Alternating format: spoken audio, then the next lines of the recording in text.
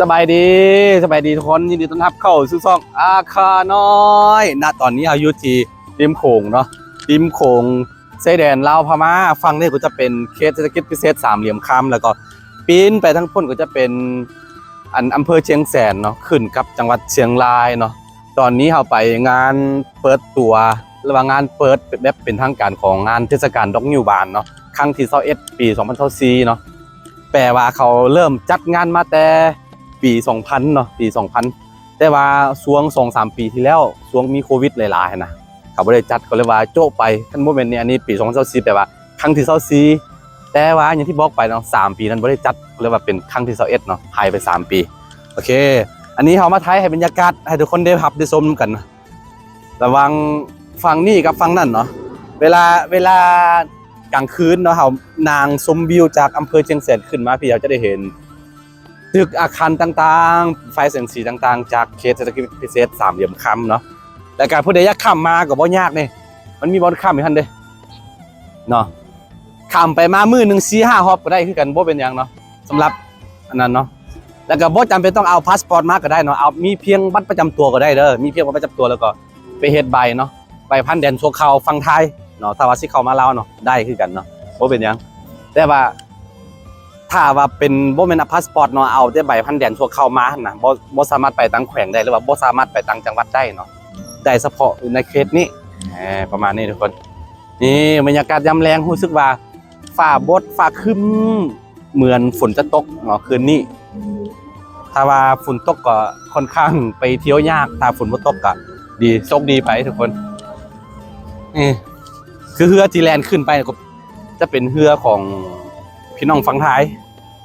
ที่จริงก็ข้ามไปมาหาสู่กันตลอดอยู่แล้วพี่น้องบ้านใกล้เฮือนเคียงเนาะเป็นพี่เป็นน้องกันภาษาปากเบ้าบ่มีประเทศใดในโลกนี้จะเป็นแบบว่าจะคือลาวกับไทยเนาะที่เว้าคนละภาษาแต่ว่าเวลาไปสนทนากันนี่ฟังรู้เรื่อง เจ้าเว้าไทยมาค่อยฟังออกค่อยเว้าลาวไปเจ้าฟังออกเหมือนบ่แต่ส่วนหลายคือหลายคนบ่ฮู้เนาะจุดพิเศษอย่างหนึ่งของคนลาวก็คือประมาณ 90% ของคนลาวเนาะเขาสามารถอ่านได้เนาะอ่านออกเว้าเป็นเนาะภาษาไทยเนาะแต่ว่าสิให้เขียนเป็นหนังพิมพ์เอาได้แต่ว่าเขียนเอาลายมือเขียนบ่เป็นแต่ว่าถ้าว่าพิมพ์ในโทรศัพท์มีอย่างนี้ 90% ของคนลาวเนาะฮู้ภาษาไทยหมดเลย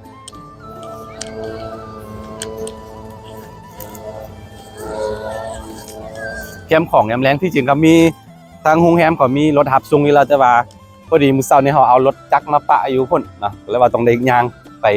พอได้ชมวิวให้ทุก FC ได้เบิ่งนะเห็นตึกบ่ตะกล้องลองซูมไปเบิ่ง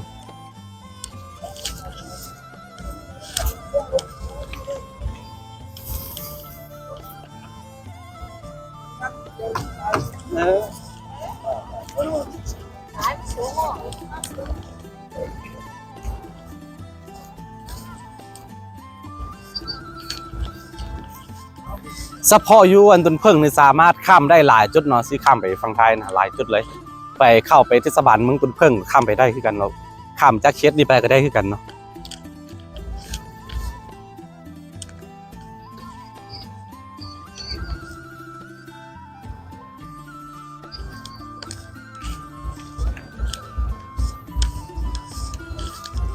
ระยะทา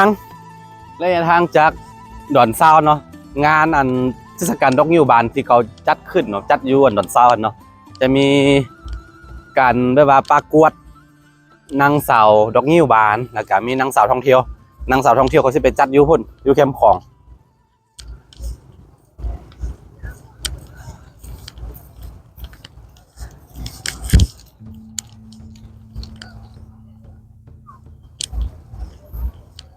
กลางคืนเนาะจะสวยงามเนาะแล้วแคมป์ของสองฝั่งเลยบ่ว่าจะเป็นฝั่งไทยหรือว่าฝั่งลาวนี่คือกัน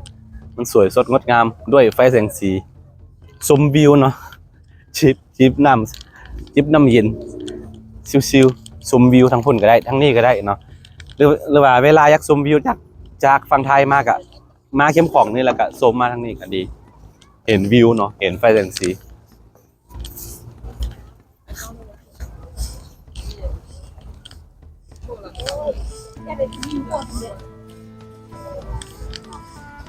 ส ส่วนหลายคนเรียกว่าคนมาใส่แรงงานนี่พี่เนาะเกือบว่า 70%บ่จะเป็นคนพม่าเนาะตามโรงแรมต่างๆตามแบบว่าเคสบริการต่างๆนี่จะเป็นคนพม่าหมดเลยเขาเว้าลาวบ่เป็นแต่ว่าเขาจะเว้าจีนเป็น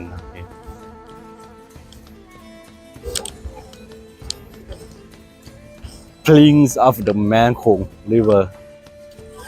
คือ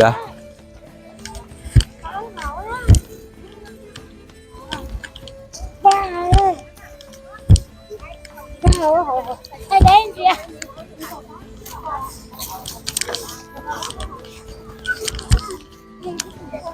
Để lấy.